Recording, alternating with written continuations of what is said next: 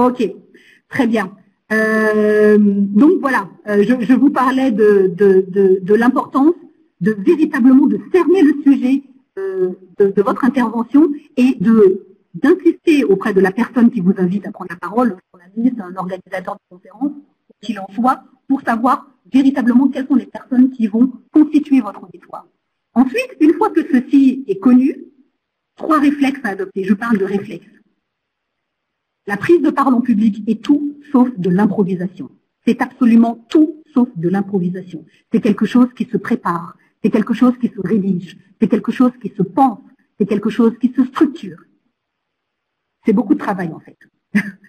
Ça implique de rédiger une introduction où l'on annonce, où on parle de ce dont on va parler, un développement avec un corps qui regroupe maximum 3 ou 5 idées. Je crois que Nogaï pourrait très bien dire ce qu'il y a à faire dans un développement. Et une conclusion qui récapitule ce qu'on a dit. Pour résumer, on dit ce qu'on va dire, on développe ce qu'on a à dire et on revient sur ce qu'on a déjà dit.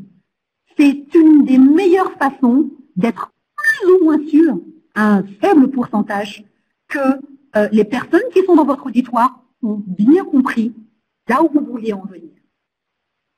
Une fois que ceci est fait, et c'est indispensable, avant de vous rendre sur place pour faire votre intervention, répétez, répétez, répétez, répétez, répétez, autant de fois que nécessaire. Pourquoi c'est essentiel de répéter? La première des choses, c'est parce que ça vous permet d'ancrer les idées dans votre tête.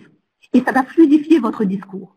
La deuxième des choses, c'est que, à force de répéter et d'avoir vos idées au clair, non seulement vous serez plus à l'aise, mais du coup, vous vous rendrez compte que vous aurez moins peur. Vous aurez moins peur parce que vous savez ce dont vous devez parler. Vous savez à qui vous allez parler. Et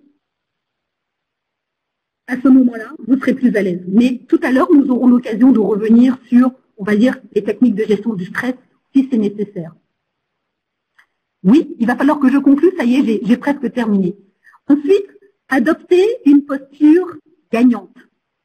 Une posture gagnante, très rapidement, c'est se dire je vais y arriver, c'est visualiser la scène, c'est se mettre en confiance, c'est justement répéter.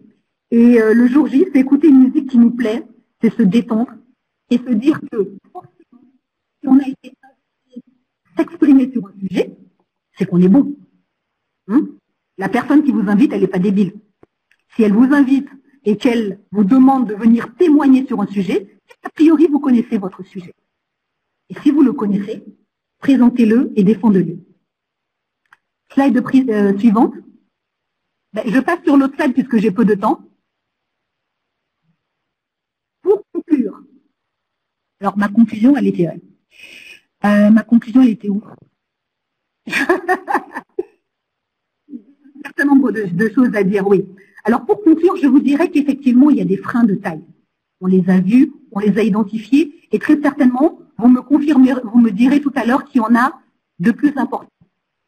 Il y a également des opportunités. Et justement, ces opportunités sont finalement, à mon sens, plus nombreuses que les freins identifiés.